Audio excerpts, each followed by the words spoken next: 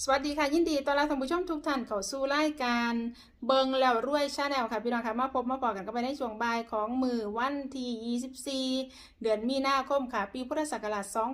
2568นะคะพี่น้องค่ะมื้อนี้นะคะแอดภาพพ่อแม่พี่น้องบ้านเฮาสุขุสุขคนนะคะมาติดตามรับชมรับฟังแนวทางนะคะจากปู่ป่าช้าค่ะพี่น้องค่ะสำหรับคลิปนี้เป็นแนวทางตำล่าวค่ะพี่น้องแนวทางของปูปราสาทงวดที่ผ่านมานี่คนขับรถเพิ่นมาบอก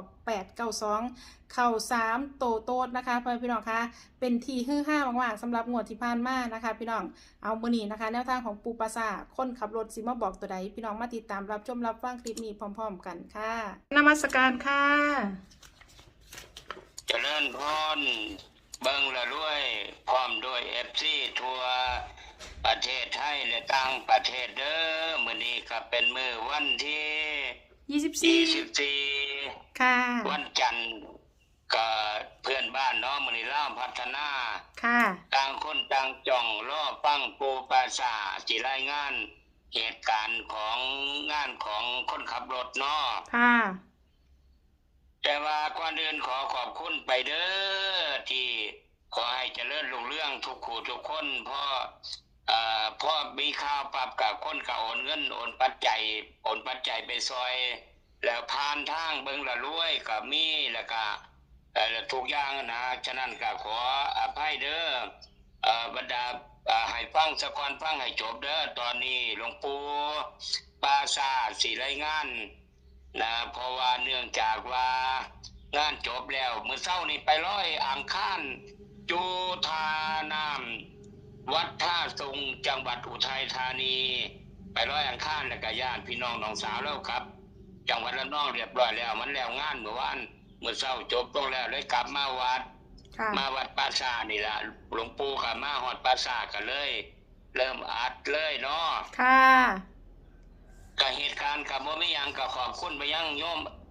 ทุกคนเด้อโอนปัจจัยมากคนละ500คนละ1,000 200 300 100เป็นปัจจัยมาร่วมกันแล้วกับบางคนก็จังโยมแม่อยู่กรุงเทพ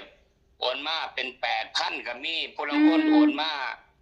ซอยกัน 2,000 3,000 ก็มีก็ดีใจไปซอยงานมันก็พอดีละมันสร้างไว้จังซี่เด้อโยมตั้งใจฟังเมื่อคืนนี้หลังจากเผาเรียบร้อยแล้ววันอาทิตย์เมื่อวานมื้อนี้วันจันทร์คืนวันอาทิตย์มานอนหลับเลยบอกว่าคำคุณเอ้ยมาบอกเลขเล่าเด้อมื้ออื่นโยมถ่าเบิ่งถ่าฟังอยู่เด้นะมันก็มาตามความคิดมันว่าหลวงปู่หลวงตานอนแล้วบอกเอานึกว่าเสียงมันคักๆเลยบอกจังซี่เด้อไอ้งานผมนั่นให้นิมนต์พระมางานผมทั้งหมดพออายุผมเด้ออายุผมก็51ปีให้นิมนต์พามา51รูปเด้อมางานผมปรากฏว่าพามา51รูปอีหลีเด้ค่ะก่อนหน้านี้ก่อนสิมาบอกมันคือจะว่างานสิมือเผานั่นพาทั้งหมดมา51รูปปัจจัยก็ถวายเพิ่นตามเกิดตามมีล่ะนะองค์ละ500บ้าง300บ้างตามเกิดตามมีจนหมดเงินหรือว่าหมดปัจจัยที่ญาติโยมโอนมาให้นะก็มันเลยว่าจังซี่คำคุณเอ้ยเท่าเพิ่นล้อเลขเล่าโอ้เลขเล่าเอาจักหน่อยเด้อพะนะแต่ว่าเลขไทยนี่สิบอก3โตวตรงๆรถ1เมษายนบ่พลาดดอกเตรียมออกรถป้ายแดงไปรถไปบอกโอ้ยบักกี่คุยเอ้ยหลวงปู่ว่าน่ะตายแล้วยังจีคุยอยู่เนาะคำคุณมึงสิดอกหลวงปู่ว่าเอาจังซี่ถ้าเพิ่นสิทดลองเลขเล่าพัฒนานี่ก็เอาไปเลยอายุผม51ก็ตายคือ051เด้อห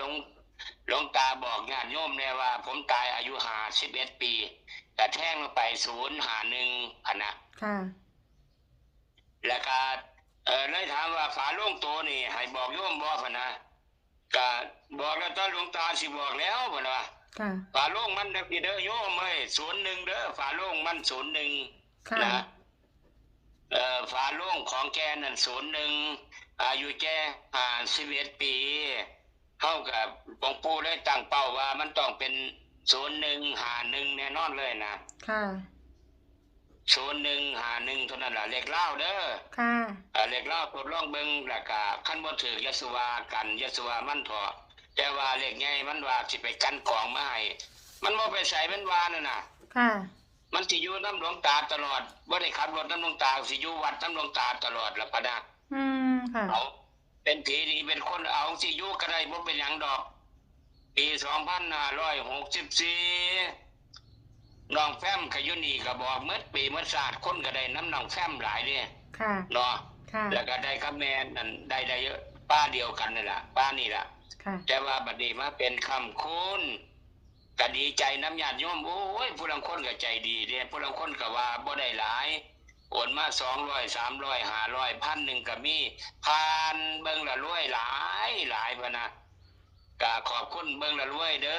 อที่เป็นงานเป็นการซอยหลวงตาหรือหลวงปู่